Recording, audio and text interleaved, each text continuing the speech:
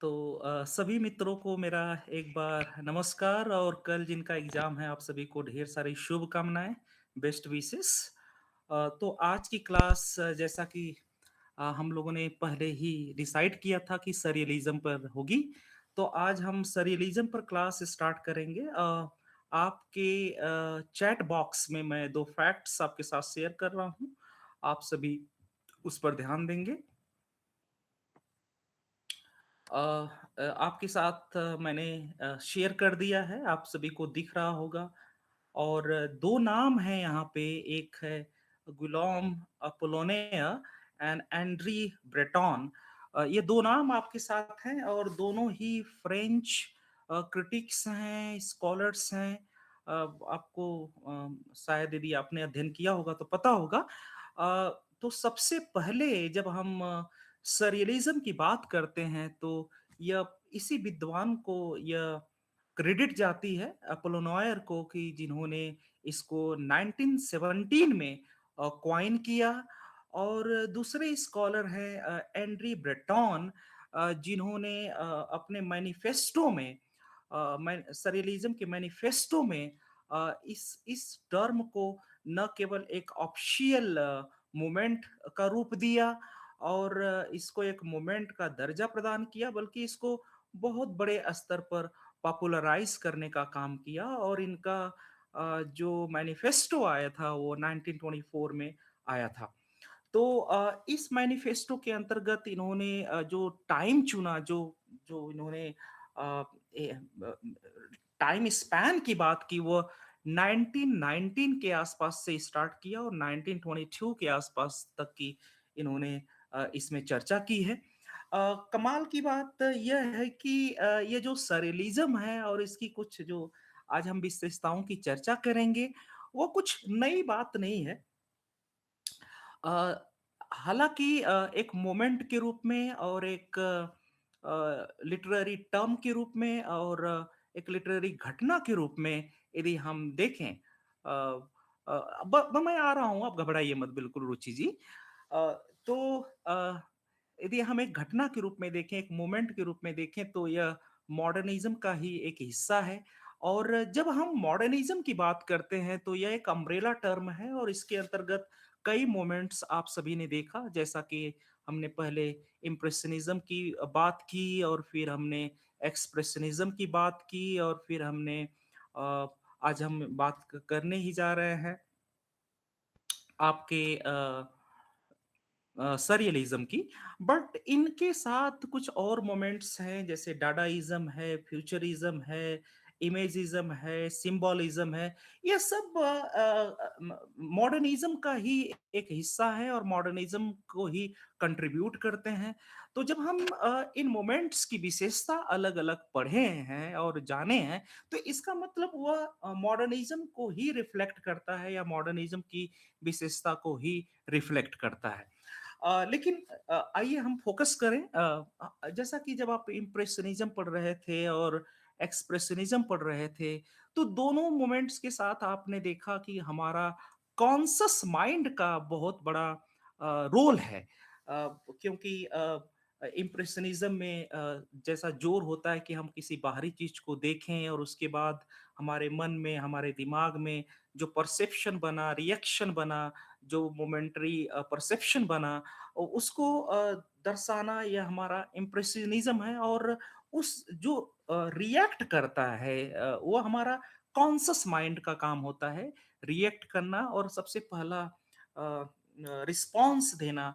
यह अ, अ, हमारे conscious mind का पार्ट होता है या फंक्शन होता है। ठीक उसी तरह से यदि हम थोड़ा एक्सप्रेशनिज्म की तरफ अपनी निगाह डालें, तो मैंने कहा कि चाहे बाहर की चीज हो, चाहे अंदर की चीज हो, जो आपको स्टिमुलेट कर दे आपके अंदर की इनर रियलिटीज को, इनर वर्किंग्स को, आपके थॉट्स को, इमोशंस को, और एक तरह का आपको उसको एक इंजरी पहुंचा दे। तो आप जानते हैं कि जब आप अंदर से अनफिट होते हैं, यानी साइकोलॉजिकली इंजर्ड होते हैं या कॉन्फ्लिक्ट के शिकार होते हैं, तो जो आपका एक्सप्रेशन होता है वो बिल्कुल डिस्टॉर्टेड रूप में होता है, वो सामान्य नहीं रह जाता है।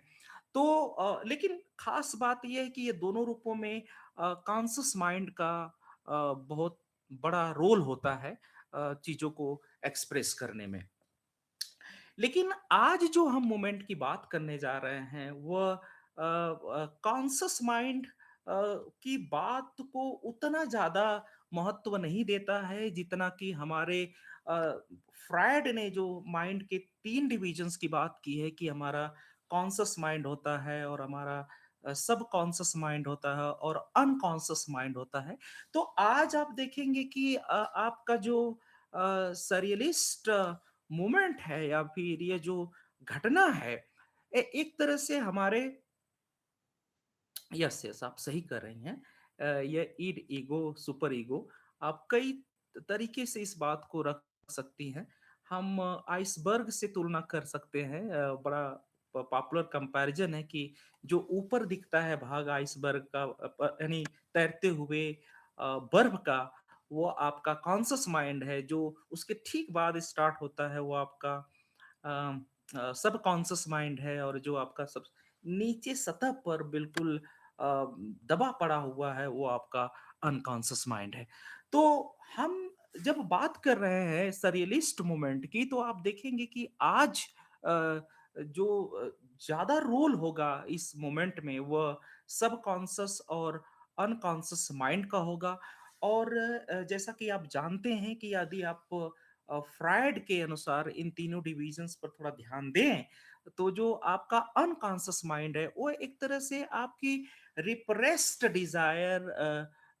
डिज़ायर्स या फिर ऐसी छुपी हुई सीक्रेट डिज़ायर्स, सीक्रेट इमोशंस का एक प्लेस होता है, जहाँ पर आप उसको लॉक कर देते हैं और करने के बाद आप ये एक अपने कॉन्शियस माइंड के आधार पर एक अपनी उस समय की जो सोच होती है या जो विचार होते हैं, जो डिज़ायर्स होती है, उसको आप एक दिशा प्रदान कर देते हैं।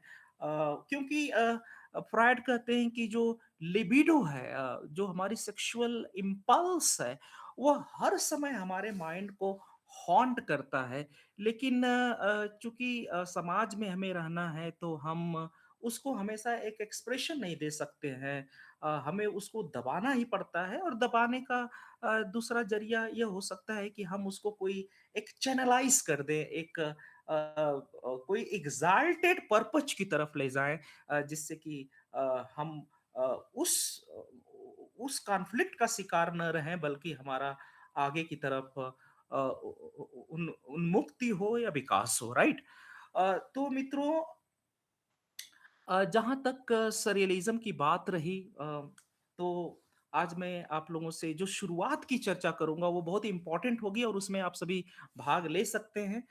हम बात करेंगे बचपन की, हम बात करेंगे चाइल्डहुड की, हम बात करेंगे ड्रीम्स की, हम बात करेंगे ओवरथिंकिंग प्रोसेस की। जब आप ओवरथिंकिंग करते हैं तो आपके साथ होता क्या है? आप जब अ ब ब ब जब आप बच्चे होते हैं या बचपना होता है तो उस समय आपका माइंड किस तरह से फंक्शन करता है या आप ड्रीम या फिर हाफ अवेकेंड स्थिति में होते हैं तो उस समय आपका माइंड कैसे काम करता है, यहाँ की बात। लेकिन मैं थोड़ा-सा यहाँ पर आने के पहले कुछ चीज़ें आपको बताना चाहूँगा कि सरियलिस्ट मोमेंट एक ऑफ़िशियल ढंग से ज़रूर प्रारंभ होता है मॉडर्निज़्म के समय में ख़ास तौर से 1924 से आगे की तरफ। लेकिन यदि आप इसके फीचर्स देखेंगे तो इस फीचर्स के आधार पर हम देखेंगे कि प्रोटो सैरेलिस्ट फीचर्स यानी इस मोमेंट से पहले भी ऐसे तमाम लिटरेरी वर्क्स हैं या ऐसे स्कॉलर्स हैं जिन्होंने कुछ न कुछ इसके कैरेक्टरिस्टिक्स को अपने कामों में जगह दिया है। और जब हम जगह दिया है तो मैं इसको ज़रूर आपके माइंड में लाना चाहूँगा। लिटरेचर में आपने देखा होगा कि बहुत ज़्यादा ऐसे स्कॉलर्स रहे हैं, चाहे वो ओल्ड इंग्लिश पीरियड से लेकर मिडीवल इंग्लिश पीरियड तक, इवन आप आएँगे प्री मॉडर्न पीरियड, चाहे आप बात करें एलिज़ाबेथन पीरियड का, रेनेसांस का या फिर आ जाएँ आप रोमांटिसिज़्म में। वहाँ तक आप देखें और उसके बाद भी देखें आप विक्टोरियन पीरियड में भी आप देखें, तो ऐसे कुछ लिटरेरी वर्क्स आपको मिल जाएँगे जिसमें सररियलिज़्म के कुछ आई मीन आपको विशेषता मिलेगी। कुछ विशेषता में जैसे आपका ड्रीम की मैं बात कर रहा हूँ, मैं आपकी चाइल्डहुड मेमोरीज़ की बात कर रहा हूँ, मैं आपकी हैलुसिनेशन की बात कर रहा हूँ, मैं आपकी सुपरनैचुरल एलिमेंट्स की बात कर रहा हूँ, आपको जादू टोना की बात कर रहा हूँ, घोस्ट्स की बात कर रहा हूँ, विचेस की बात कर रहा हूँ, सेक्सुअल ऑर्गी या एक्सप्लॉयटेशन की बात कर रहा हूँ, राइट? या फिर कुछ विचित्र प्रकार के जीवों की बात कर रहा हूँ। यह आप देखोगे कि ये मेडिवल इंग्लिश पीरियड से ही बहुत पॉपुलर रूप में हमें देखने को मिलता है। जब हम अपने विलियम शेक्सपियर के नाटक में आएँ, तो वहाँ पर आप देखिए टेम्पेस्ट की घटना जहाँ पर प्रॉस्पेरो और एरियल और कैलिबन इस तरह के कैरेक्टर्स हैं और वो जो द्वीप है बिल्कुल ड्रीम लाइक द्वीप है और जो ये अपने जादुई अपने प्रभाव से ये जो लोग माहौल क्रिएट करते हैं बिल्कुल वो ड्रीम लाइक या फैंटास्टिक टाइप का एक बैकग्राउंड वो तैयार करता है। ये जो सरियलिज्म की ये विशेषता है। फिर आप आगे आए तो देखिए सरियलिज्म का जो ग्राउंड है वह एक तरह से फ्रीडम ऑफ इमेजिनेशन है, फ्रीडम ऑफ इमोशंस है और आप जानते हैं कि आपका जो एलिजाबेथन पोएट्री है जब रिनेसेंस आप लिबरेट करता है आपको मेडिवल पीरियड के क्लाचेस से और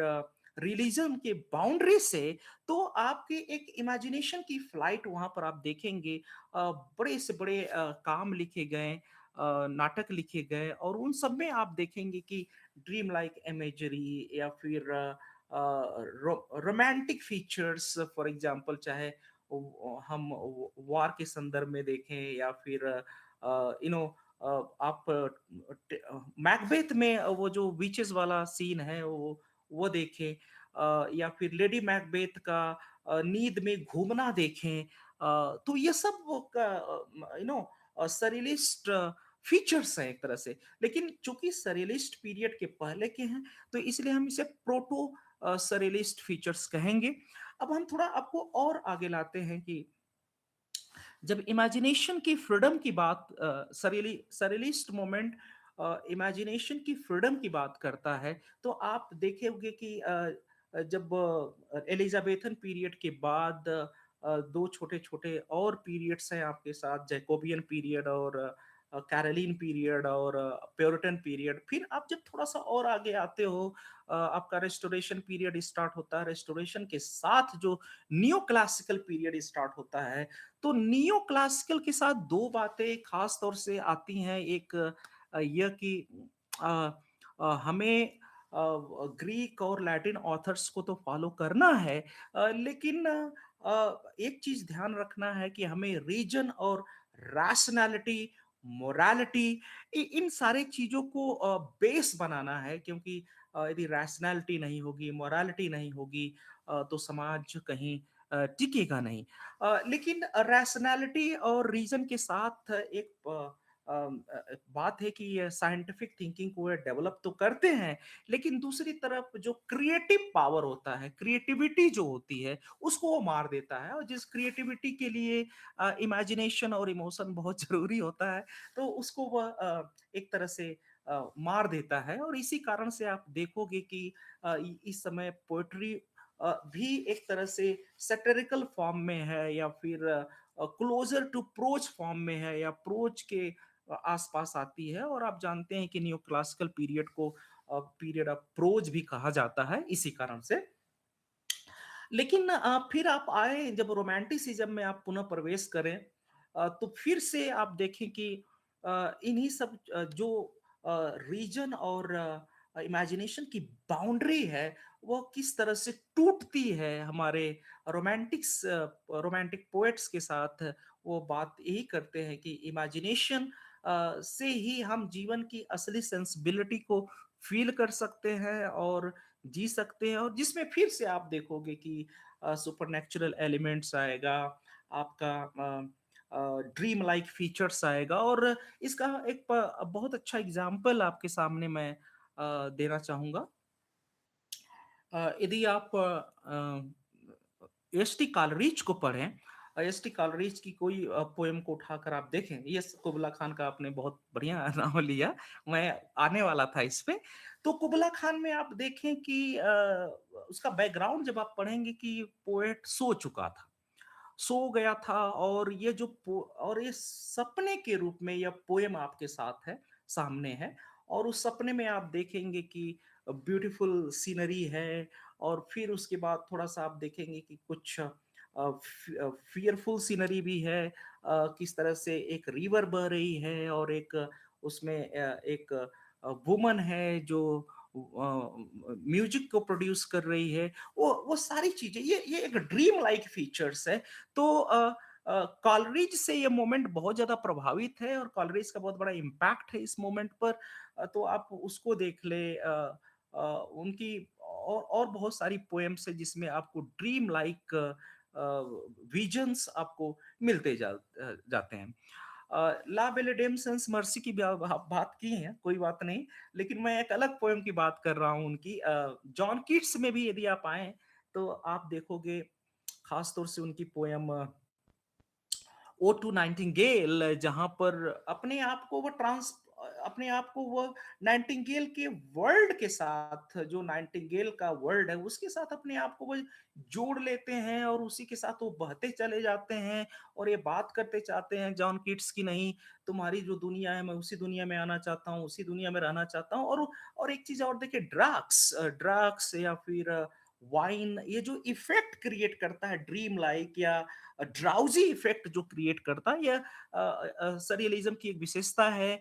और ये इनकी पोएम में बहुत खास मिलता है। लेकिन अंत में अब जब जाते हैं, वो जगते हैं कि अरे ऐसा तो कुछ नहीं है।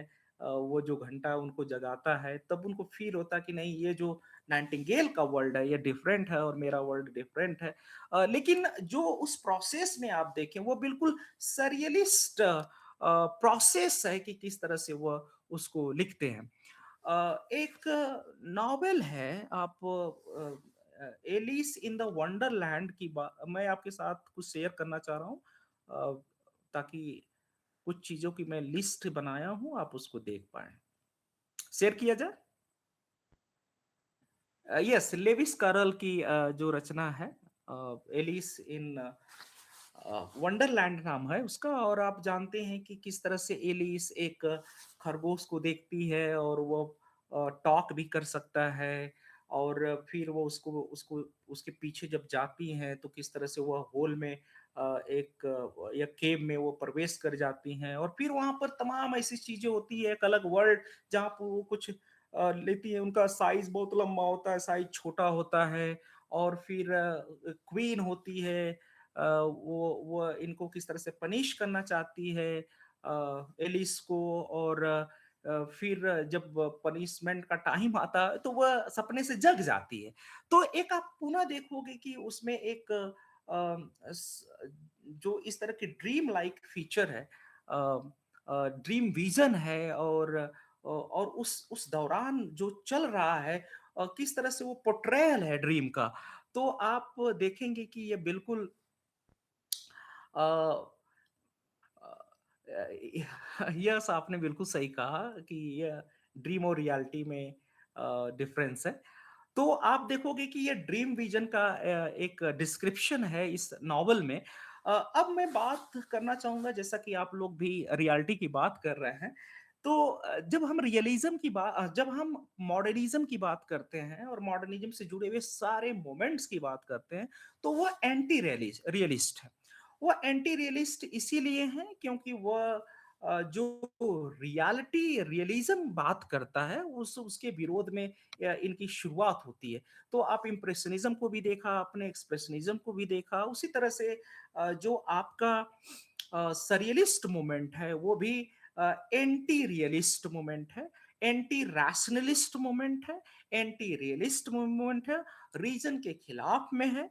जो भी यू नो इनलाइटनमेंट की कॉन्सेप्ट है, वो उसके खिलाफ में है। और मैं बताऊं कि इसके साथ जब हम सरेलिस्ट मूवमेंट की चर्चा कर रहे हैं, तो यह आया आने से पहले इसके पहले एक मूवमेंट था जिसका नाम था डाडाइज़्म। और डाडाइज़्म का जो अंतिम दौर था वो 1919 का ही था। और डाडाइज़्म के साथ आप देखोगे, यस, निहिलिज़्म, राइट। तो डाडाइज़्म का मतलब ये होता है कि डाडाइज़्म ने जो बुर्जुआइज़ या बुर्जुआ जो या कैपिटलिस्ट वैल्यूज़ हैं, चाहे वो मोरालिटी का वैल्यू है, चाहे वो रीज़न का वैल्यू है, या फिर वो उनका कोई भी वैल्यूज़ है, चाहे ट्रेडिशनल वैल्यूज़ है, वो सबको रिजेक्ट करता है, उनके आर्ट को रिजेक्ट करता है। और दैट्स व्हाई डाडाइज़्म जो फ्रेंच मूवमेंट है उसको एंटी आर्ट मूवमेंट कहा जाता है, या एंटी रियलिस्ट मूवमेंट है। और वो कहता है कि सब कुछ बर्बाद कर दो, सब कुछ डिस्ट्रॉय कर दो, तभी हमें कुछ नई पॉसिबिलिटी मिलेगी। बिकॉज़ ये जो है ये बुर्जुआ का है, कैपिटलिस्ट का वैल्यू है, और इनके साथ हमारा भला नहीं हो सकता। तो इन्हीं इसी मोमेंट से जो इंस्पायर्ड है आपका सरियलिज्म भी है। लेकिन सरियलिज्म और डाडाइज्म में एक अंतर है। डाडाइज्म जहाँ आर्ट का एग्जिस्टेंस रिजेक्ट करता है, रियलिटी को रिजेक्ट करता है, सरियलिज्म ये एक कोशिश करता है कि हमें एक अल्टरनेटिव रियलिटी, जिसे आप सुपर रियलिटी, सुपर ट्रूथ या एब्सोल्यूट ट्रूथ बोलेंगे, उसकी स्थापना करना है।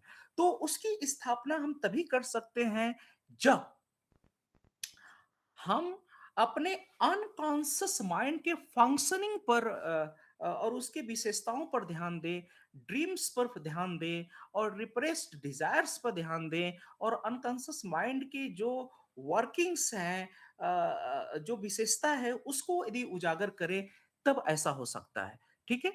तो ये बात मैं यहाँ पर लाया, और इसके साथ मैं आपके साथ शेयर कर रहा हूँ। उन बातों को हम यदि चर्चा कर लेंगे तो ज़्यादा अच्छा रहेगा। प्लीज़ कन्फर्म, क्या आप देख पा रहे हैं मेरी screen shared? Please confirm anyone?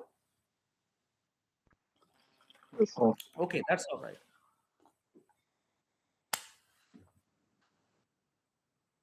मैं आप सभी के साथ इन बिंदुओं से बात स्टार्ट करूँगा, और जो हम चर्चा करेंगे अभी-अभी, वो यदि आपने समझ लिया तो आपका सरियलिज़्म बहुत आसान हो जाएगा गाइस।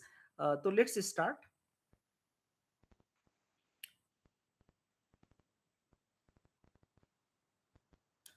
आपके साथ कुछ क्वेश्चन है जो आप में से जग रहे हों, और मुझे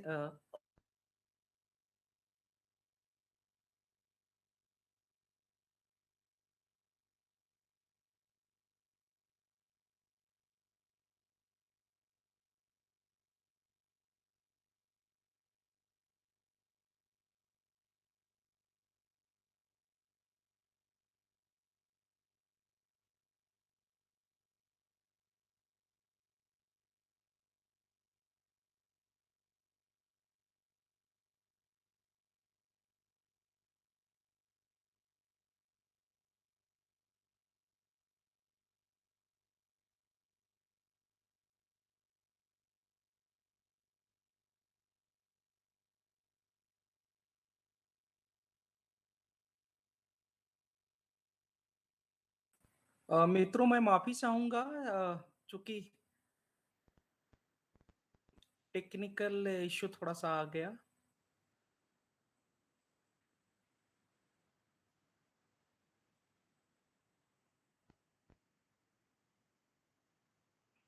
मेरी स्क्रीन आप सभी को दिख रही है?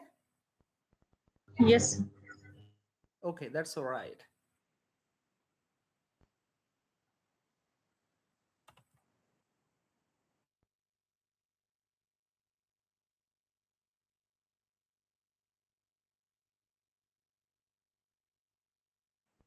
जी। आप सभी कोशिश करिए मेरे साथ डिस्कशन में पार्टिसिपेट करने के लिए, ताकि यही कॉन्सेप्ट हम क्लियर कर लें। जी। मैं आप सभी से एक चीज़ जानना चाहता हूँ कि ड्रीम जो आप स्वप्न देखते हैं, राइट?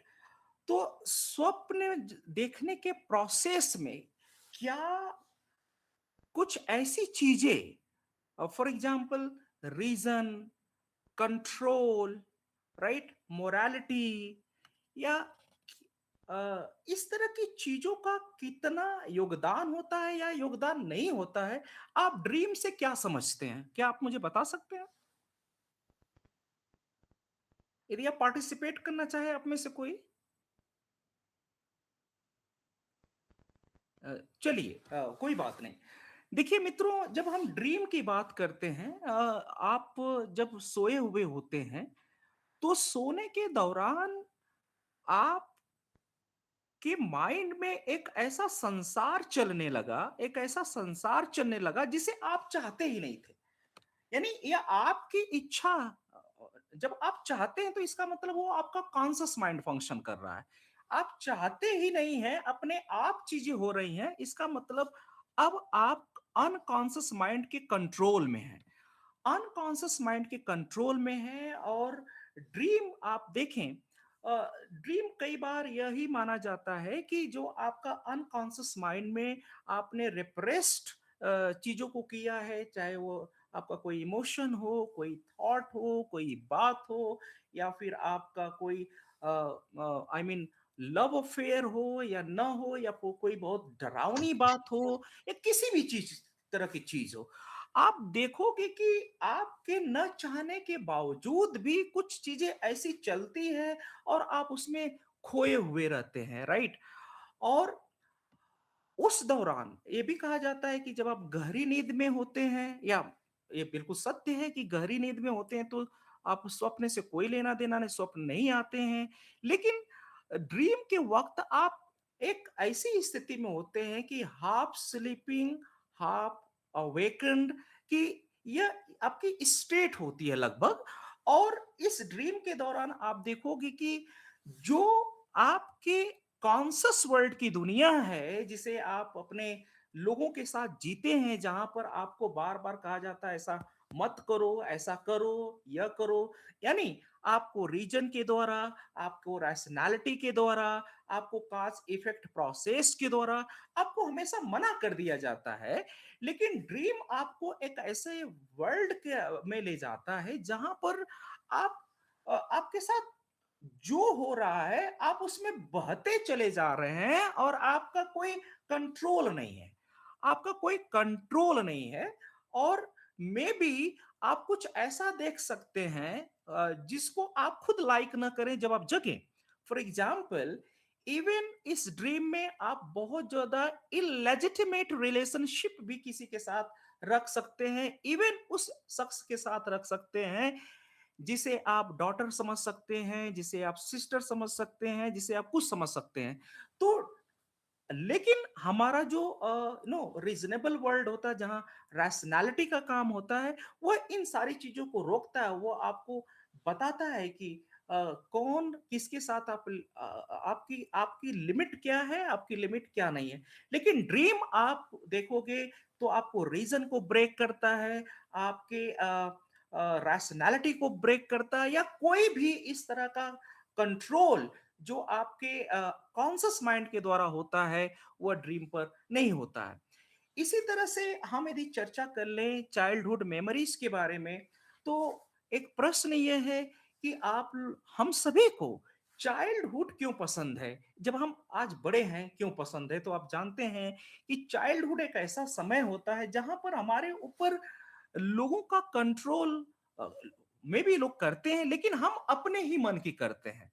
हम अपना जैसा चाहते हैं वैसा ही करते हैं, एंड दैट्स व्हाई हर किसी के लिए जो चाइल्डहुड का टाइम होता है वो बेस्ट होता है, क्योंकि वहां पर ना तो कोई कंट्रोल है, ना तो कोई ऐसा समाज का बनाया कंट्रोल है कि आपको डॉक्टर बनना है तो आप डॉक्टर की तरह अब तैयारी करेंगे, आपको टीचर बनना है तो टीचर की तरह तैयारी करेंगे। ये सारे बाउंड्रीज से आप बिल्कुल मुक्त होते हैं। और नॉस्टैल्जिया में भी आप क्यों पास्ट में जाना चाहते हैं, क्यों आपको याद आती है? क्योंकि वो आपको बेस्ट लगता है, जहां पर आप फ्रीडम महसूस करते हैं, या आप अपने आप को ज्यादा एसोसिएटेड फील करते हैं। और आप चाइल्डहुड की एक बच्चा जो व्यवहार करता, मैं वो चाइल्डहुड से जोड़ रहा था वही बात, कि चाइल्डहुड यही इसीलिए आपके लिए खास होता है क्योंकि वहां पर कंट्रोल लोगों का ना कंट्रोल चाहे लोगों का कहें या फिर समाज का कहें या फिर वो जो सारी बातें हैं, एक बच्चा कुछ भी बोल सकता है। आपको गाली भी दे दे तो भी कह रहे आप कहेंगे अरे, अरे बच्चा है, ना समझ है। आपको कुछ भी कह दे, आप कहेंगे ना समझ है। यानी जो रीज़न या जो वैल्यूज़ है जज करने का वो बच्चे पर आप लाद नहीं रहे हैं। हालाँकि आप कह सकते हैं कि आपको अपने बच्चे का ध्यान देना चाहिए, लेकिन उस समय बच्चे पर वो कंट्रोल नहीं रहता। तो इस प्रोसेस को आप कहेंगे ऑटोमेशन ना? ये चीज़ें अपने आप हो रही हैं, जा रही हैं, इस पर किसी का कंट्रोल नहीं है। इसी तरह से आप एक पीने वाले को देखें जो बहुत पी लिया है, शराब पी लिया है वो और वह बक रहा है, बोल रहा है, कह रहा है। तो कुछ ऐसी बातें कह रहा है जिसको आप सुनना नहीं चाह रहे हैं, कुछ ऐसी गाली दे रहा है जिसे आप सुनना नहीं चाह रहे हैं और कुछ ऐसी बातें वो बोल रहा है जो सामान्य स्थिति में नहीं बोलता है। इसका मतलब यह है कि उसका अनकॉन्शियस माइंड फंक्शन कर रहा है वो पीने के दौरान और कॉन्शियस माइंड उसका रिलैक्स कर रहा है और ये सारी चीजें आ रही तो इसमें आप देख रहे हैं कि बहुत बुरी चीजें भी आ रही हैं, अच्छी चीजें भी आ सकती हैं, बहुत ऐसी बातें बोल सकता है जो समाज में एक्सेप्टेबल नहीं है जिसे आप सरियलिज्म में बोलेंगे बिजार, राइट? सो बिजार या विचित्र चीजें भी आती हैं जिसको आप एक्सेप्ट नहीं करते बट ये होती है, ये भी ऑटोमेशन का एक प्रोसेस है, अपने आप हो रही है।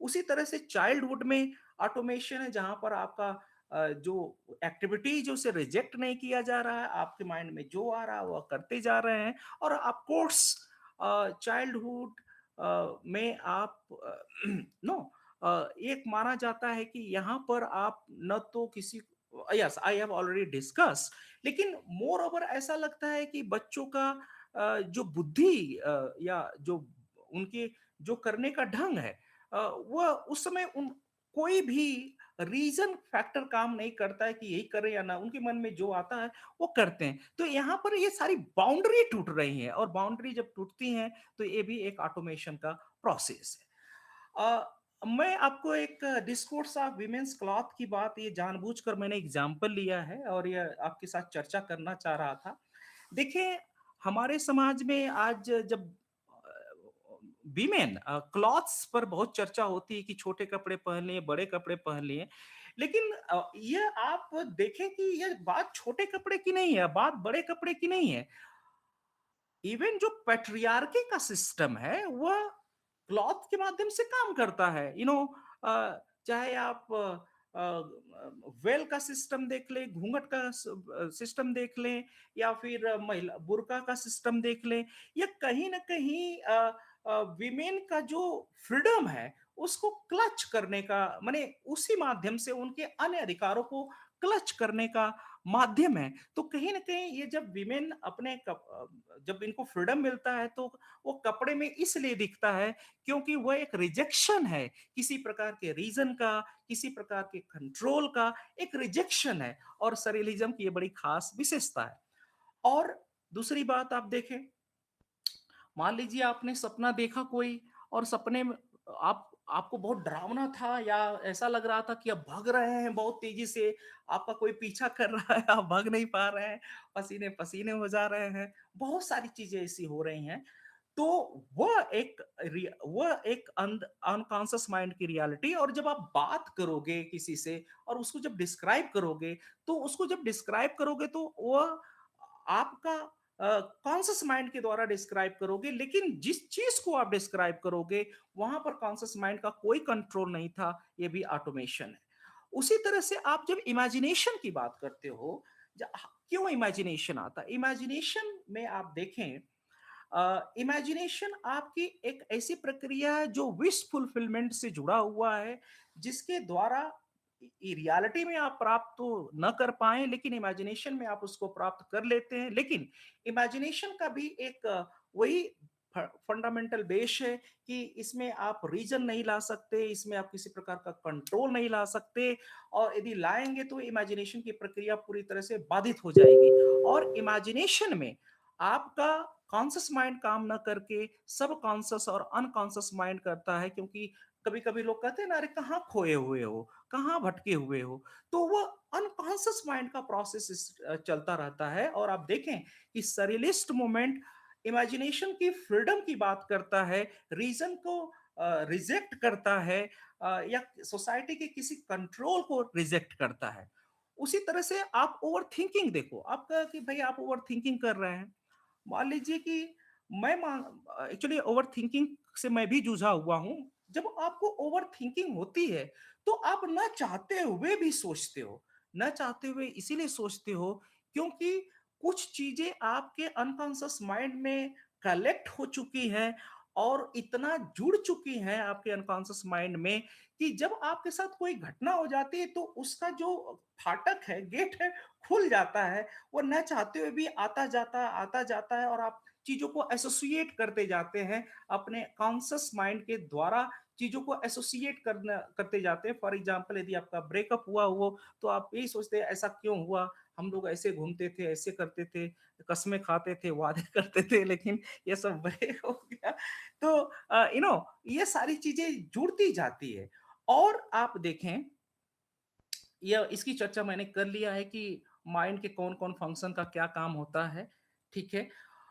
लेकिन आप देखें कि इसकी भी बात हम लोग बार-बार कर ही रहे हैं कि रीज़न, रैशनैलिटी, मोरालिटी ये सब रिस्ट्रिक्शंस हैं आपकी फ्री थिंकिंग पर, आपके इमेजिनेशन पर, आपके अनकॉन्शियस माइंड के फंक्शनिंग पर। लेकिन अब मैं बताऊँ कि जब आप सपने देखें और सपने के बारे में अब आप जैसे मैं आपका मित्र हूँ, आपने बहुत डरावना सपना देखा, सुबह के समय आपने मुझे बताया कि अरे यार ऐसे-ऐसे मैंने देखा, ये हो रहा था, वो हो रहा था। इसका मतलब अब आप कॉन्शियस माइंड से बात कर रहे हैं अनकॉन्शियस माइंड की और जो मेन पर्पज़ होता है सरियलिज़्म का वो यही होता है कि आप कॉन्शियस माइंड के फंक्शनिंग को अनकॉन्शियस माइंड की फंक्शनिंग के साथ जोड़ देते हैं और जब आप दोनों को एक साथ मिलाकर देखते हैं तो उसी को आप कहते हैं सुपर रियलिटी और सरियलिज्म या एब्सोल्यूट रियलिटी या आप कह सकते हैं कि सरियलिज्म एक तरह से सिंथेसिस है कॉन्शियस माइंड के फंक्शनिंग का और अनकॉन्शियस माइंड का फंक्शनिंग का, राइट? तो आप देखोगे कि जितने भी इस तरह के आप फॉर एग्जांपल ले लो ओ टू नाइटिंगेल का कि जब तक वो अनकॉन्शियस माइंड से नाइटिंगेल के साथ थे, पड़े हुए थे, लेकिन जब वो उनको बेल की आवाज से उनको पता चलता है कि अरे ये तो इस तरह के नींद में थे, सपने में थे, तो वो कॉन्शियस रियलिटी में आ गए और इन्हीं दोनों को जोड़ दें तो ये इसकी सिंथेसिस है और सिंथेसिस ही आपका सरियलिज्म है।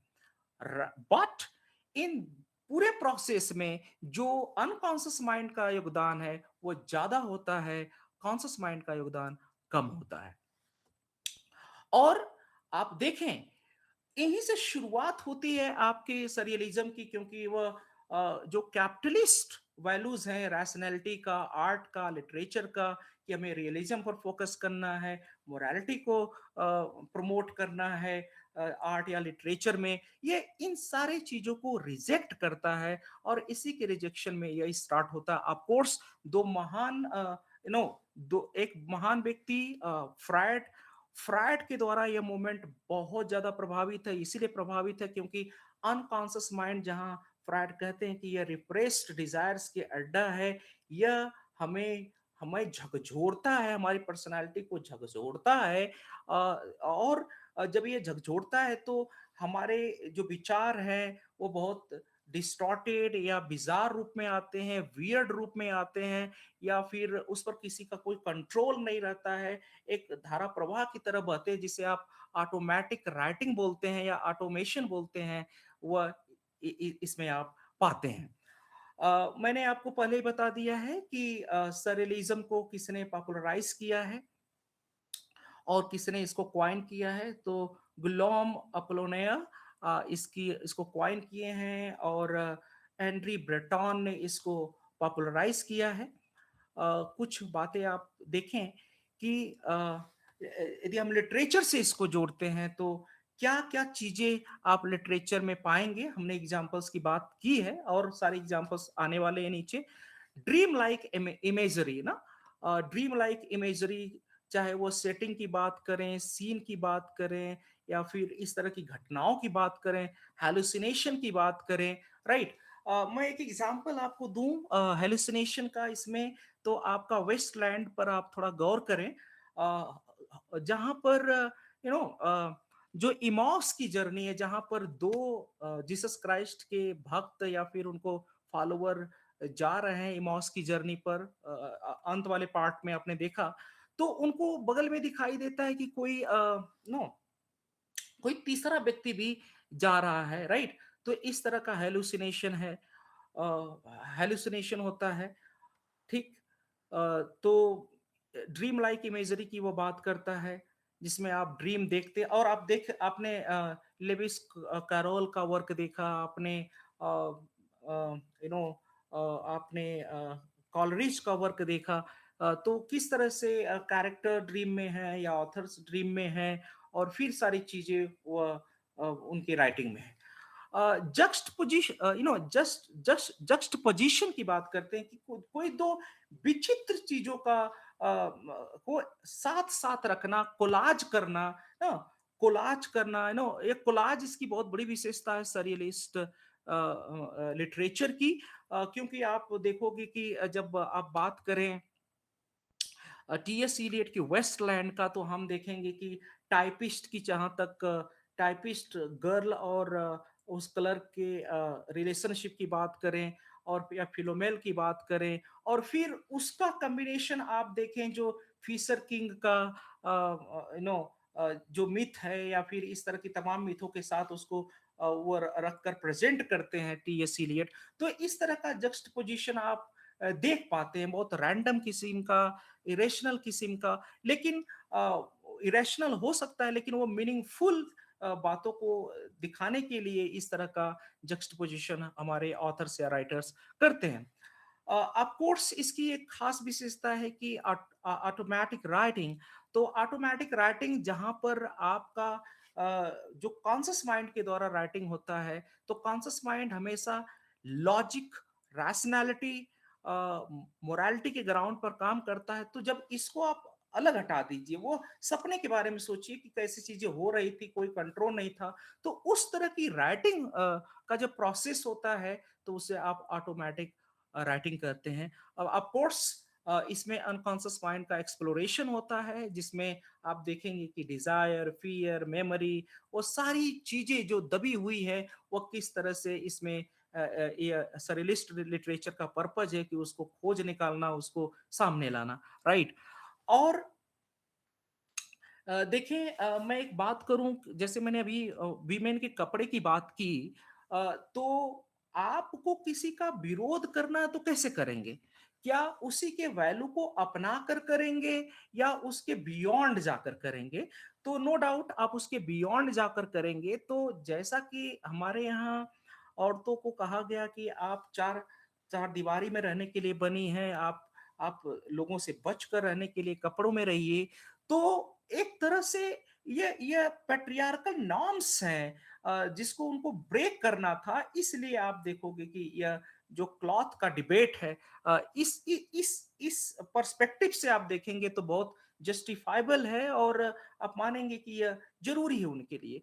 ठीक उसी तरह से जो सरियलिस्ट मोमेंट की बात करें, तो यह अनकॉन्शियस माइंड में आपके साथ बहुत ज्यादा अत्याचार होगा, आप बदला न ले पाए तो वो भी बैठा हुआ है आप में, और यदि आप किसी को कुछ बोल नहीं पाए तो वो भी बैठा हुआ है। लेकिन अब जब अनकॉन्शियस माइंड को आप एक्सपोज करेंगे, तो वो सारी चीजें रिवोल्यूशनरी ढंग से, बहुत वायलेंट ढंग से आप बाहर निकलेंगी और जिस कारण से आपने दबा रखा है, उसको वो ब्रेक करेंगी, उसको डिस्टॉर्ट करेंगी।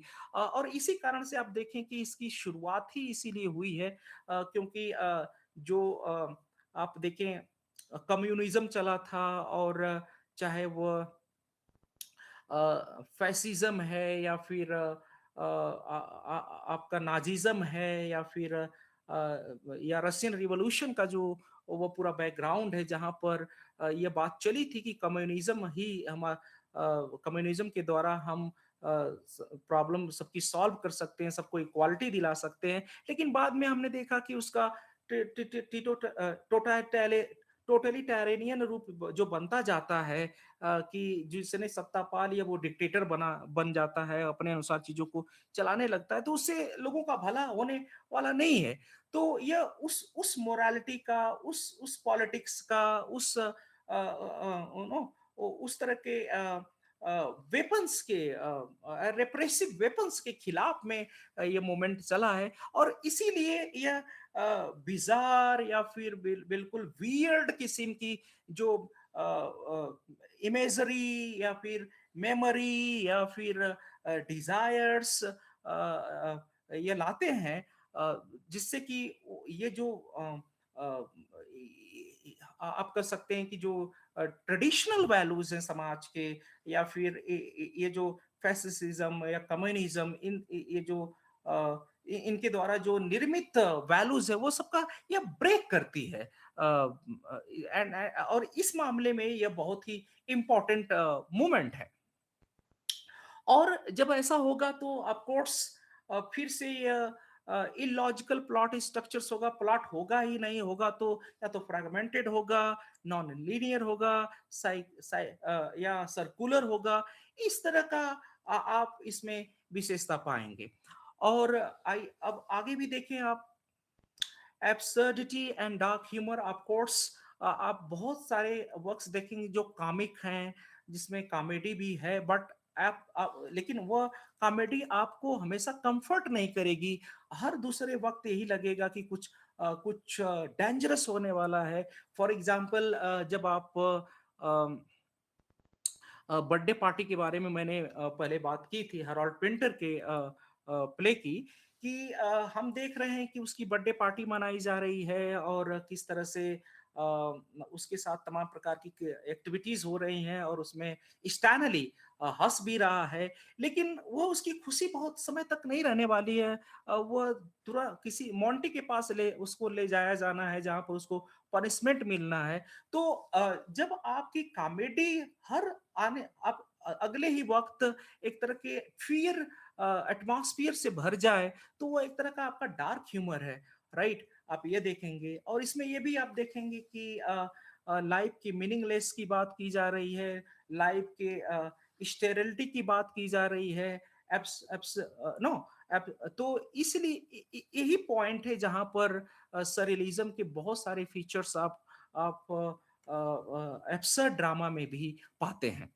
तो ये कुछ विशेषताएं हैं जो आप सरियलिस्ट लिटरेचर में पाएंगे। और मैं कुछ और आगे बढ़ूंगा। ऑटोमेटिक राइटिंग की मैंने बात कर ली है, जहां पर कोई कॉन्शियस कंट्रोल ना हो।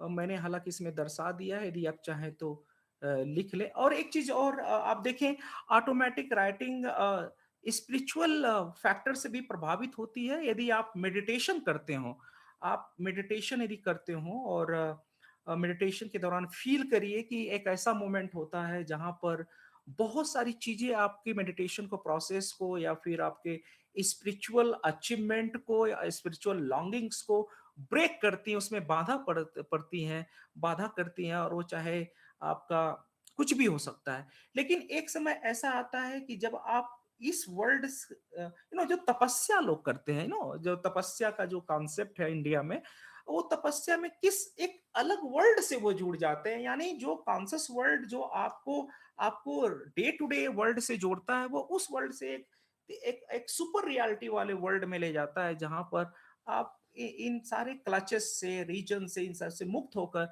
एक ऑटोमेशन के प्रोसेस में गॉड से जुड़ जाते हैं। तो ये स्पिरिचुअल आइडेंटिटी या सर्च फॉर स्पिरिचुअल हंगर, या फिर इसकी भी विशेषता आप इसमें पाते हैं। थोड़ा सा हम हिस्टोरिकल कॉन्टेक्स्ट की बात कर लें, हालांकि हमने इसकी बात कर लिया है।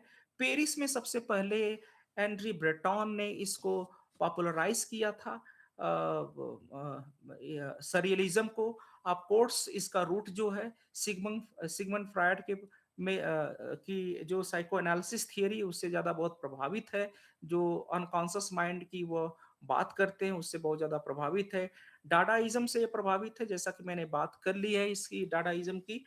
और जब हमने बात की कि जब ये सुपर रियलिटी कैसे हो सकता है, जब यह एक सिंथेसिस प्रोसेस में आए, सिंथेसिस प्रोसेस में आए कॉन्शियस माइंड के फंक्शनिंग से और अनकॉन्शियस माइंड के फंक्शनिंग का जब योग होगा, तो वह आपका सुपीरियर रियलिटी की तरफ आपको ले जाएगा। और यही इसका मेन पर्पज है। और भी पर्पज हैं, जैसे प्योर साइकिक ऑटोमेटिज्म, जहाँ पर रीजन या फिर समाज की जो रिस्ट्रिक्टिव रिस्ट्रिक्ट करने का जो प्रोसेस होता है या वैल्यूज होता है, उन सब से मुक्त होकर आप केवल अनकॉन्शियस माइंड के फंक्शनिंग को पर विचार करते हैं या उसको प्रोमिनेंस में लाते हैं, तो यह होता है आपका pure psychic automation. Of course juxtaposition की हमने बात कर ली, जब विचित्र प्रकार की दो चीजों के साथ आप कंपैरिजन करते हैं, साथ रखते हैं, दो इलॉजिकल या ड्रीम लाइक लगता है, लेकिन उसका बहुत महत्व है। जैसा कि मैंने विमेन के कपड़े से बात के बारे में बात की, ऑफ कोर्स अनकैनी है, विचित्र है, लेकिन कहीं न कहीं वो कुछ चीज़ों को ब्रेक करना चाहता है, राइट? तो यह ती इसके एम और पर्पस हैं। पॉलिटिकल डायमेंशन की मैंने बात कर ली, कम्युनिज़्म और बाकी सारी जो अ, हॉलोकास्ट हुआ था, हॉलोकास्ट जो हिटलर के द्वारा किया गया था, यह उसके भी खिलाफ में है।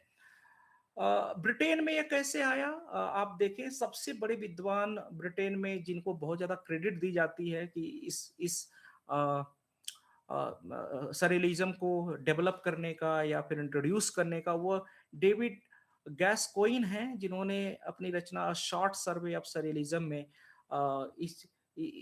इसको विधिवत ढंग से ब्रिटेन के कॉन्टेक्स्ट में या इंग्लैंड के कॉन्टेक्स्ट में या इंग्लिश लिटरेचर के कॉन्टेक्स्ट में इसको लाया। और ऑफ कोर्स हर्बर्ट रीड जो माइंड के फ्रीडम की बात करते हैं, अनकॉन्शियस माइंड की बात करते हैं, ये ड्रामाटिस्ट भी हैं, स्कॉलर भी हैं, क्रिटिक भी हैं। इन्होंने इन विद्वानों का बहुत बड़ा कंट्रीब्यूशन है इसको इंग्लैंड में लाने का। और डेविड गैस कोइन के ही नेतृत्व में यहाँ पर एक एग्जीबिशन हुआ था, इंटरनेशनल सरियलिस्ट एग्जीबिशन 1936 में। तो इन विद्वानों के कारण, इन लोगों के योगदान के कारण यह इंग्लैंड में पॉपुलर हुआ, राइट? कुछ की फिगर्स हैं लिटरेचर में जो कि मैं यहाँ पर दिखाया हूँ, कि कुछ ऐसे विद्वान जिसको मैं आप लोगों को इसको दिखाए बिना बताना चाहता हूँ। देखें, आपके जेम्स जॉयस की जो रचना पढ़ें, चाहे आप उनकी यूलिसेस पढ़ें या फिनेगन्स वेक। यदि आप फिनेगन्स वेक पढ़ते हैं, जिसकी मैं थोड़ी सी चर्चा करूंगा यहाँ पर, फिनेगन्स वेक बहुत परफेक्ट एग्जाम्पल है सरियलिज्म का। और इसी तरह से यदि आप वेस्टलैंड पढ़ते हैं, उसमें सरियलिस्ट फीचर्स आप पाएंगे। इसी तरह से आप डिलन थॉमस की पोएम्स पढ़ें, फर्न हिल पढ़ें, या फिर और कोई रचना इनकी पढ़ें, तो उसमें भी आप सरियलिज्म की विशेषता पाएंगे। और एक आपके जो थिएटर ऑफ एब्सर्ड के स्कॉलर्स हैं, खासतौर से Samuel Beckett and Harold Pinter, इनकी भी रचनाओं में आप सरियलिज्म की विशेषता पाते हैं। और आपको एक चीज और बताऊं कि यह मोमेंट केवल मॉडर्निज्म तक ही नहीं रुकता है, बल्कि यह उन विद्वानों को भी प्रभावित करता है जो पोस्ट मॉडर्न स्कॉलर्स है, चाहे बुरूस हैं या फिर वो एंजेला खाटर हैं, राइट? ये सब लोग इससे प्रभावित है। इसीलिए सरियलिज्म की जो ब्रांचेस जाती है, वो आपके पोस्ट मॉडर्न लिटरेचर में भी जाती है। तो आप इसको देखेंगे। मैं वहां पर आ रहा हूं जहां पर मैं बात किया कि कौन कौन सी, ये आप देख लीजिएगा। Yes, important text to understand surrealism. हमने टेम्पेस्ट की बात कर ली। आप गुलिवर्स ट्रेवल्स की बात करें कि जहां पर वो यात्रा करते हैं, चाहे लिलीपुतियन के यहाँ उन्होंने किया, ब्रॉबिडिंग गैंग के पास उन्होंने बात की, नो जब वो जर्नी करते हैं, तो आप देखें लिलीपुटियन 6 इंचेस के हैं, वही कई ब्रॉबेनिंग गैंग के यहाँ के लोग कितने-कितने लंबे हैं, और जहाँ-जहाँ भी वो उनकी यात्रा वो करते हैं, तो वो ऐसा लगता है कि ड्रीम लाइक फीचर है, और बहुत बिज़ार काइंड का क्रिएचर्स है, उनकी साइज़ इस तरह से बढ़ जा रही है, घट जा रही है। तो गुलिवर्स ट्रेवल्स में भी रहा, लेकिन ये प्रोटो सरलिस्ट फीचर्स है, इसलिए क्योंकि इनमें कुछ इसकी विशेषताएँ मिलती है। उसी तरह से कुबला खान में आपको मिलती है, जॉन किट्स की ओड टू नाइटिंगेल में मिलता है, अ, एलिस एडवेंचर्स इन वंडरलैंड जिसकी हम बात किए थे, वेस्टलैंड की हम लोग काफ़ी चर्चा कर ही रहे हैं कि आप देखें किस तरह से डिफरेंट वॉइसेस हैं, उन्होंने डिफरेंट इमेजेस को कोलाज किया है, मिक्स किया है, तो कोलाज स्ट्रक्चर ये बहुत इंपॉर्टेंट विशेषता है। और आप देखें जब वो अनरियल सिटी कहते हैं, तो अनरियल सिटी कहते हैं जो रियल ना हो, यानी जो एक तरह से ड्रीम लाइक विजन को दिखाता हो, राइट? और जक्सटपोजिशन की हमने बात कर ही ली कि विभिन्न प्रकार के मिथ्स का वो जो उस समय की रियलिटीज़ थी उसके साथ वो जक्सटपोज करते हैं, उस समय की स्टेरिलिटी या फिर you know a a, what से सेक्सुअल परवर्जन को दिखाने के लिए। तो ये सारी विशेषता आप वेस्टलैंड में भी पाते हैं। और फिनेगन्स वेक की मैं आपसे बात कर लूँ, मैं खास तौर से बात करना चाह रहा था कि इसमें एक कैरेक्टर है जो एचसीई से नाम से जाना जाता है, हम्फ्री चिम्पडेन ईयरविकर, राइट? ये ऐसा कैरेक्टर है इस जिसकी वाइफ का नाम है एएलपी, अन्ना लिविया क्या प्लोराबेल प्लोराबेली। तो ये हस्बैंड वाइफ हैं, और आप देखेंगे कि ये एक पब चलाते हैं, पब के ठीक ऊपर इनका हाउस है, और ये दोनों कैरेक्टर्स बार-बार सपनों में हैं और सपने देखते हैं, और ये सपने में देखता देखता है, तो आप इसको पढ़ेंगे तो लगभग 1000 कैरेक्टर्स, अलग-अलग कैरेक्टर्स के नाम इसके साथ जुड़ता है, और फिर यह अपने सपने में ही देखता है कि पब में 2 औरतें हैं जिसके सामने अपने आप को सेक्सुअली एक्सपोज़ करता है, और जब एक्सपोज़ करता है तो 3 सोल्जर्स रहते हैं, इसको देख लेते हैं, फिर उनकी गवाही से इसको जेल में जाना पड़ता है, जेल में ये बंद होता है, फिर छूटता है, फिर छूटता है, तो फिर भगा-भगा फिरता है।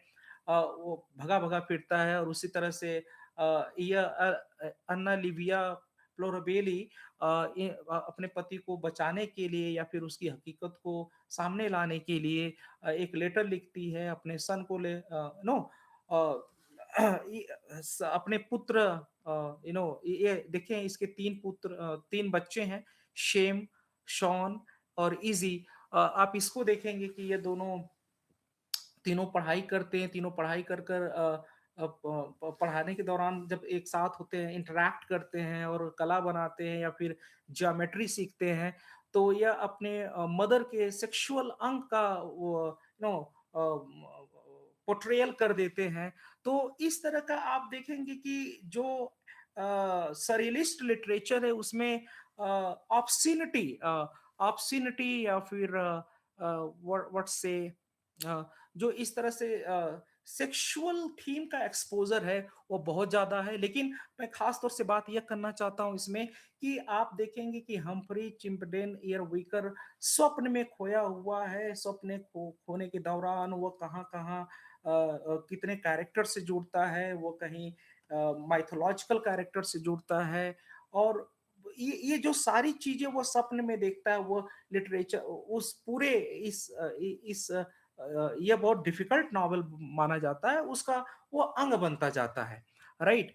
और जब वो रियलिटी में आता है तो पाता है कि किस तरह से वो जेल में जा रहा है, जेल से छूट रहा है, और तो एक तरह से ये जो रचनाएँ लिखी जा रही हैं, आप देखेंगे कि एक तरफ तो कैरेक्टर्स के ड्रीम विज़न प्लस फिर इनके एक्चुअल जीवन में ड्रीम के बियॉन्ड, यानी जो कॉन्शस वर्ल्ड में इनके साथ हो रहा है, दोनों को जक्सटपोज किया जा रहा है, दोनों रियलिटीज़ को, और दोनों रियलिटी से इनके ये रचनाएँ राइटर की बनती है।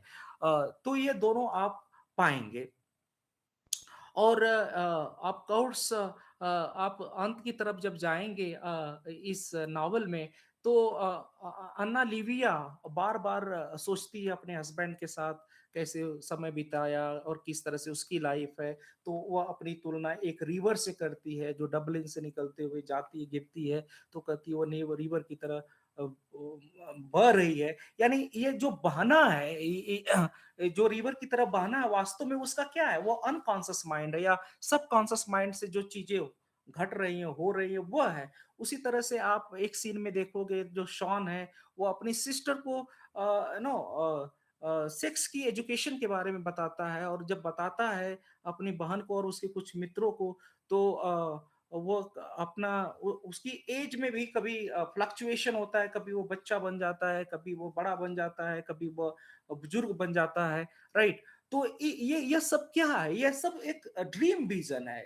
ऐसा नहीं लगता है कि ये रियल वर्ल्ड में ऐसा हो रहा है, बल्कि एक ऐसे वर्ल्ड में हो रहा है जो अनकॉन्शियस माइंड का वर्ल्ड है और इसी को आप सरियलिज़्म बोलते हैं। तो फिनेगन्स वेक का एक बहुत इम्पोर्टेंट रचना है जो इसको दिखाती है। इसी तरह से फॉर्न हिल डिलन थॉमस की रचना है जिसमें आप देखोगे कि वो चाइल्डहुड की बात कर रहे हैं, चाइल्डहुड में क्या-क्या अच्छा लगता है, क्या-क्या होता है, क्या-क्या जब वो बड़े होने पर जब आप एडल्ट बनते हैं तो एडल्ट एडल्ट वर्ल्ड या बड़ा होना वो आपका रीजन दिखाता हो। तो रीजन किस तरह से आपके चाइल्डहुड को इम्पैक्ट करता है यानी अनकॉन्शियस माइंड को इम्पैक्ट कैसे करता है कॉन्शियस माइंड, ये उसकी बात उस सिंथेसिस की बात इस पोएम में करते हैं। इसी तरह से आप या वेटिंग फॉर गोडो जिसके बारे में मैं बात कर लूँ कि ये जो अ, जो डायलॉग या नॉनसेंसिकल डायलॉग या इनके साथ जो बात होती है कि चलो हत्या कर लें, कुछ नहीं हो रहा है, ये जानते हैं क्या हो रहा है? वास्तव में ये इनके माइंड की इनर वर्किंग को दिखा रहा है। मित्र किसी का माइक मुझे लगता है खुल गया है तो काफ़ी कृपया बंद कर लें। तो ये जो वेटिंग फॉर गॉडो में आप लैंग्वेज देखें, सेटिंग देखें या फिर ज़िंदगी की एब्सर्डिटी देखें, मीनिंगलेस देखें, ये सारी थीम्स जो आपके सरियलिस्ट लिटरेचर का हिस्सा इसमें खूब मिलता है। उसी तरह से आप ये देखें एंजेला कार्टर एंजेला कार्टर एक ऐसी मार्गरेट एटवुड और एंजेला कार्टर ये दो बहुत इम्पोर्टेंट पोस्ट मॉडर्निस्ट राइटर हैं, विमेन राइटर हैं और इनकी रचनाओं को पढ़ें तो आप एक तरफ तो ये थीम पाते हैं कि ये पैट्रियार्कल पैट्रियार्की का बेहिचक बहुत जोर जोर ढंग से विरोध करती हैं लेकिन दूसरी तरफ देखेंगे कि इसका विरोध करने के लिए वो क्या-क्या टेक्निक्स अपनाती हैं। ऑफ कोर्स वही टेक्निक जो सरियलिस्ट मूवमेंट है वो सरियलिस्ट फीचर्स का ये यूज़ करती हैं जहाँ पर ये अनकॉन्शियस माइंड की जो चीज़ें हैं वो उसको सामने लाती हैं। ऑफ कोर्स आप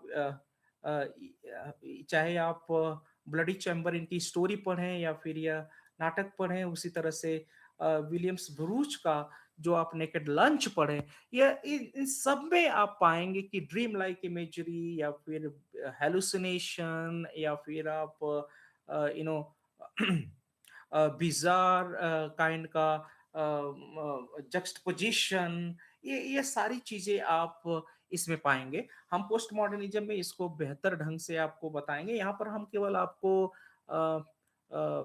सरियलिस्ट पॉइंट ऑफ व्यू से बात कर रहे हैं कि ये सारी चीज़ें इसमें आपको मिलेंगी।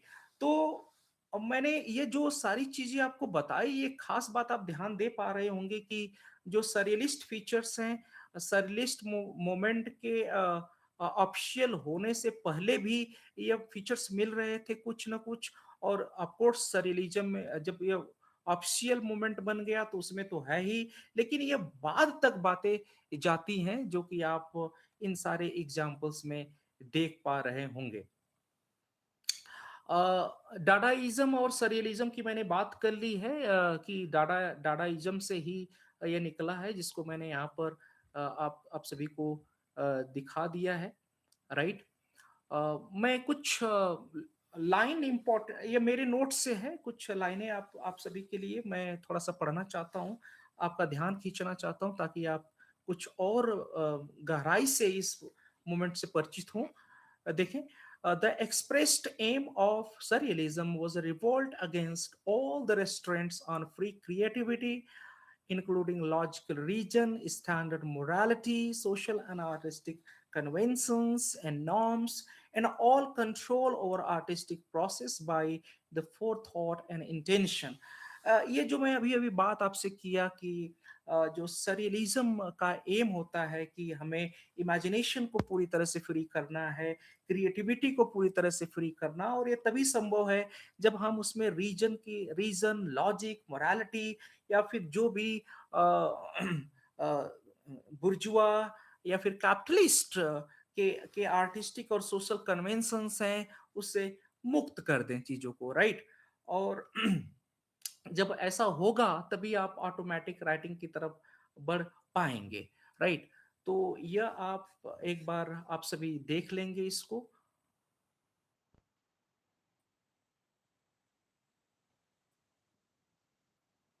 रोमांटिसिज्म से ये मूवमेंट बहुत ज़्यादा प्रभावित है, राइट।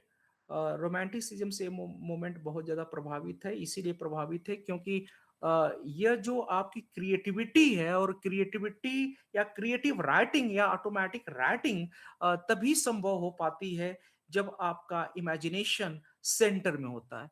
तो यदि इमेजिनेशन सेंटर में नहीं होगा, इमेजिनेशन को आप फ्री नहीं करेंगे, तब तक आपका क्रिएटिव राइटिंग उस तरह से सामने नहीं आएँगी। तो गाइज़, यह मैंने आपको ये बातें बता दी, कुछ चीज़ें मैं आपको और दिखाना चाहूँगा जिससे कि आप जो सारी बातें हमने आज की है, वो आपका और अ उसे आप कंसोलिडेट कर लें। तो कंसोलिडेट करने के लिए मैं आपके साथ एक पीपीटी शेयर कर रहा हूँ। क्या मित्रों आप इसको देख सकते हैं? पीपीटी आपको दिखाई दे रही है? Yes, sir. ओके। अ, पीपीटी में आप देख लें, मेन बात हमने मेन बात तो कर ही ली है। कुछ नई बातें होंगी तो वहाँ मैं आपको ज़रूर बता दूँगा।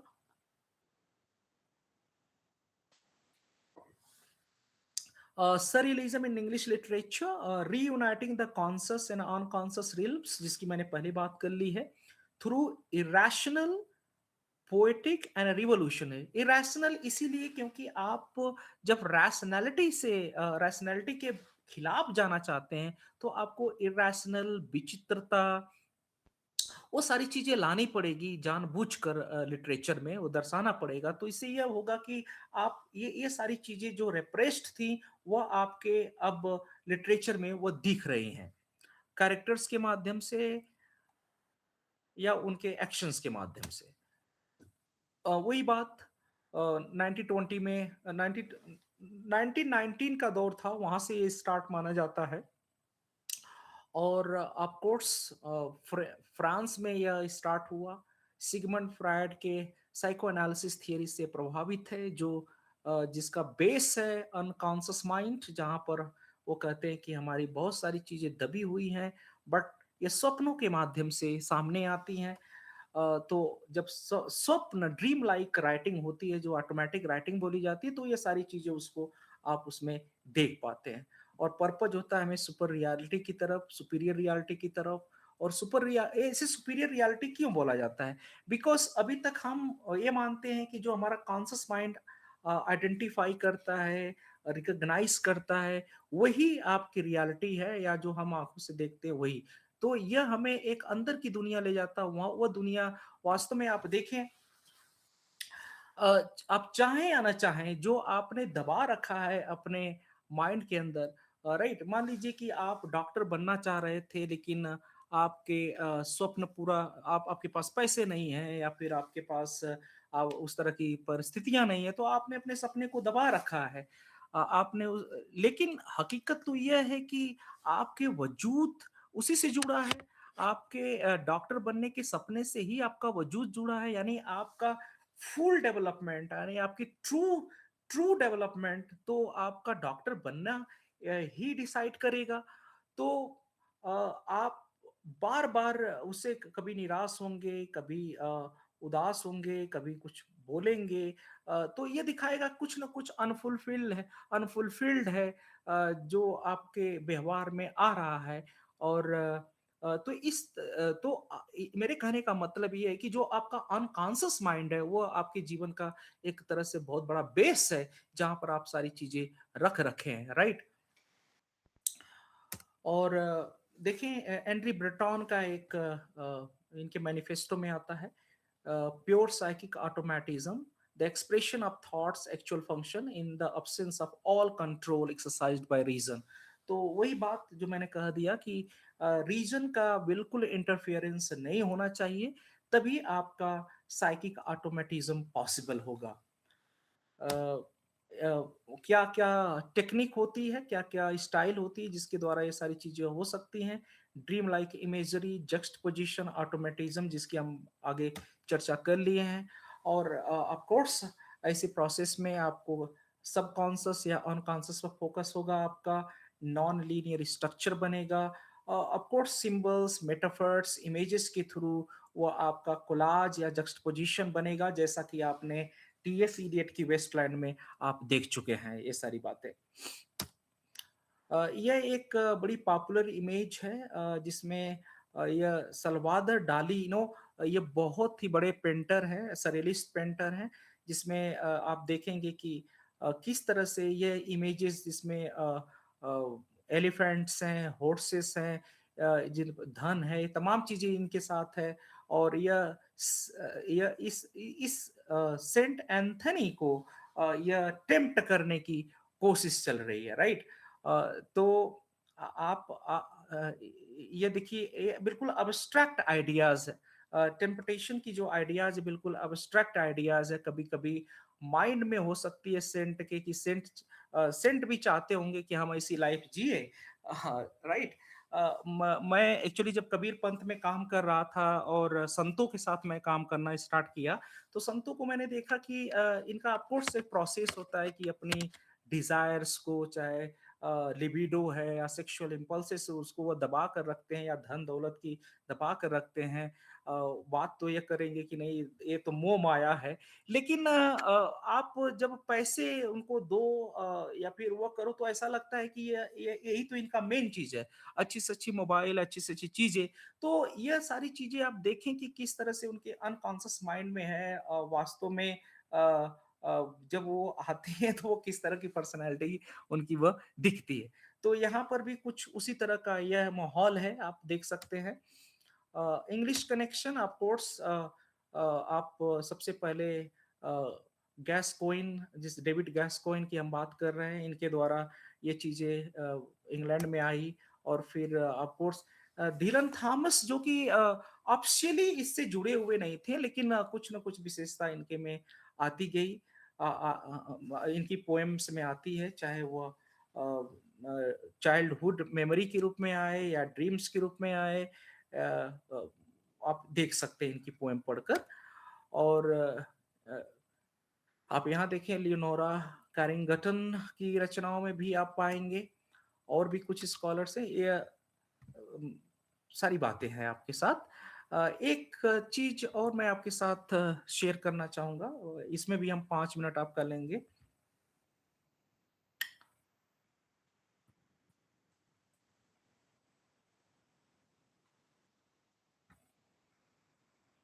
क्या आपको ये पीडीएफ दिख रहा है यस सर। गाइस? यस। तो इसमें भी हम सभी ने वही बातें की है जो हम अभी पहले पीडीएफ से और इसमें बात करते हुए आ रहे हैं। मैं धीरे-धीरे इसको स्क्रॉल करता हूँ। आप जहाँ पर इम्पोर्टेंट होगा मैं बोलूँगा और बताऊँगा आपसे। बाकी सारी चीज़ें वो इसी की है, मैं आपके लिए इस तरह से इसलिए पेश किया हूँ ताकि आपको जो भाषा आसान लगे इस पीडीएफ में आप उस भाषा को आप ले पाएँ, राइट? अ, तो लगभग-लगभग सारी चीज़ें वही हैं। जो कुछ नया लगेगा मैं आपको तुरंत वहाँ पर बताऊँगा। विलियम ब्लैक में भी आपको मिले म या आपको इस तरह की ड्रीम लाइक विज़न्स या सीनरी या फिर इस तरह का जक्सटपोज़िशन सिम्बल्स वो सब कुछ देखने को आपको मिल जाएगा।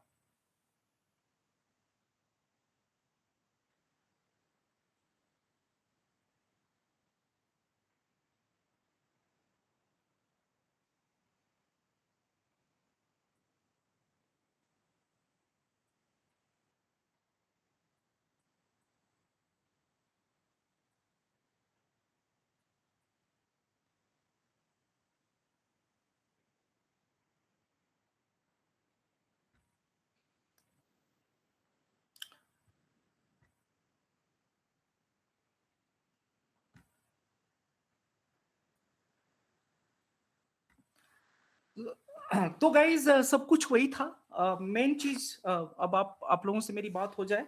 मेन बात यही है, 2-3 चीज़ों का आपको ध्यान रखना है कि सररियलिस्ट मोमेंट एक तरह से एंटी रियलिस्ट मोमेंट है। एंटी रियलिस्ट मोमेंट है जो आपने आप में से कोई किसी ने एक कहा था कि सर यह रियलिटी वर्सेस क्या शब्द लिखा था उन्होंने, राइट?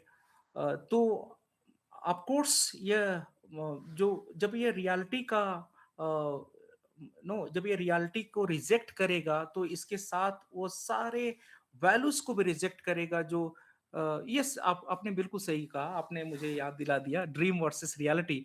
तो आप ध्यान बस इन दोनों के बारे में सोचें, यदि ड्रीम रियलिटी के बारे में सोचें कि क्या जो ड्रीम आपने देखा वो रियल है या रियल ही ड्रीम है, तो आप पाएँगे नहीं, ऐसा बिल्कुल नहीं है। जो रियल वर्ल्ड है वो कंट्रोल है उस पर आपका कॉन्शियस माइंड का, रीज़न का कंट्रोल है। आप उसको वेरीफ़ाई कर सकते हैं, उसको आप चेक कर सकते हैं, जज कर सकते हैं। बट जो आपकी ड्रीम है वो उसे आप वेरीफ़ाई नहीं कर सकते। हो सकता है कि आपने देखा कि कल आप मर गए हैं, आप पर गाड़ी चढ़ गई या आपका ऐसा हो ना किसी के साथ, भगवान ना करे। लेकिन आप सुबह में उठे पसीने-पसीने, अरे! आपके साथ तो ऐसा नहीं हुआ है। तो आप आ आ आपने आपके साथ इस तरह का भी अनुभव हो सकता है। लेकिन वह जो है आपके साथ वो जो सपना है, वो कहीं न कहीं आप हो सकता है कि बहुत पहले आपने कोई मूवी देखी, मूवी में ऐसा हुआ था या फिर आपने किसी को वास्तव में देखा था, जो कि आपके अनकॉन्शियस माइंड में बैठ गया था। तो वह एक तरह की ड्रीम के द्वारा पुनरावृत्ति हुई, जब पुनरावृत्ति हुई तो वहाँ पर कोई यह उसे कोई जजमेंट करने वाला प्रोसेस नहीं है या जो रीज़न के द्वारा जजमेंट होता बल्कि वो फ्रीली आपके माइंड से निकल रहा होता है। वो अनकॉन्शियस माइंड की सारी चीज़ें बाहर आती रहती है। येस, ऑफ कोर्स, ठीक है? तो अ, आप देखेंगे कि जो अनकॉन्शियस माइंड की फंक्शनिंग है उस पर जोर है और अनकॉन्शियस माइंड की फंक्शनिंग में एक खास बात आप देखेंगे, सरिलिस्ट मोमेंट में खास फीचर देखेंगे कि विचित्रता तो आएंगी आएंगी बट जो सेक्सुअल इम्पल्स है वो भी बहुत जोर शोर से आता है, चाहे वो एंजेला कार्टर की आप रचनाओं को देखें, ब्रूच की रचनाओं को देखें। वो इसीलिए आती हैं क्योंकि क्योंकि हम अपने अनकॉन्शियस माइंड में जो हमारी सेक्सुअल ड्राइव्स है, जो लिबिडो है, बहुत सारी चीज़ें हमने दबा रखी है, वो भी चीज़ें आती हैं और आप जानते हैं कि जो कैपिटलिस्ट मोरालिटी है, वो उसको दबा कर रखती है कि नहीं आप अपनी चीज़ों को दबाते जाइए और ख़ास तौर से इस वाले पक्ष की मैं जो बात कर रहा हूँ, तो इसमें भी वो उभर कर आती है। तो गाइस ये सारी चीज़ें हैं जिसकी हम लोगों ने आज चर्चा की और मुझे लगता है कि आज हम सभी इस स्टेट में हैं कि हो सकता है कि आप सभी लोग समझ गए होंगे। क्या मैं ये मानूँ कि आप लोग समझ गए हैं? Guys, any response? Okay, thank you so much. यदि कोई कन्फ्यूज़न होगी तो आप लोग अपनी क्वेरी आप यहाँ पर लिख सकते हैं, आप मुझसे पूछ भी सकते हैं या बाद में पूछ सकते हैं। अ, आज क्लास हम लोग यहीं एंड करेंगे और मैं अगली क्लास जब लूँगा आप लोग से मिलूँगा, तो मैं आप सभी को जैसा कि आपकी डिमांड थी कि वेस्टलैंड का सर एक जो पार्ट बचा अंत वाला उसको मैं क्लियर कर दूँ। तो मैं वेस्टलैंड पढ़ाऊँगा अगली क्लास में और उसके बाद जब ये मॉडर्निज़्म चूँकि वेस्टलैंड एक ऐसा मैनिफेस्टो है मॉडर्निज़्म का जिसे समझे बिना आप मॉडर्निज़्म को अच्छी तरह से नहीं समझ पाते हैं। तो उसको समाप्त करने के बाद चूँकि हालाँकि मैंने इसको पढ़ाया था, शायद आप लोगों ने क्यों मिस कर दिया या फिर सर की रिकॉर्डिंग नहीं हो पाई। लेकिन इसको मैं अगली क्लास में आप सभी को वेस्टलैंड का लास्ट 2 पार्ट्स पढ़ाऊँगा और उसके बाद आपको पोस्ट मॉडर्निज़्म पर एक बहुत प्यारी क्लास दूँगा आप सभी को और मुझे लगता है कि आप लोग बहुत लाभान्वित होंगे। ओके, कोई बात नहीं है, फिर से आपको रिकॉर्डिंग मिल जाएगी। अ तो आज आप सभी लोगों को सररियलिज़्म क्लियर हो गया गाइज़? Okay, that's alright. तो आप सभी को ढेर सारी शुभकामनाएँ कल के पेपर के लिए। ईश्वर करे कि आपको वही सारे क्वेश्चन्स आएँ जो आप पढ़ कर जाएँ और आसानी से कर आएँ।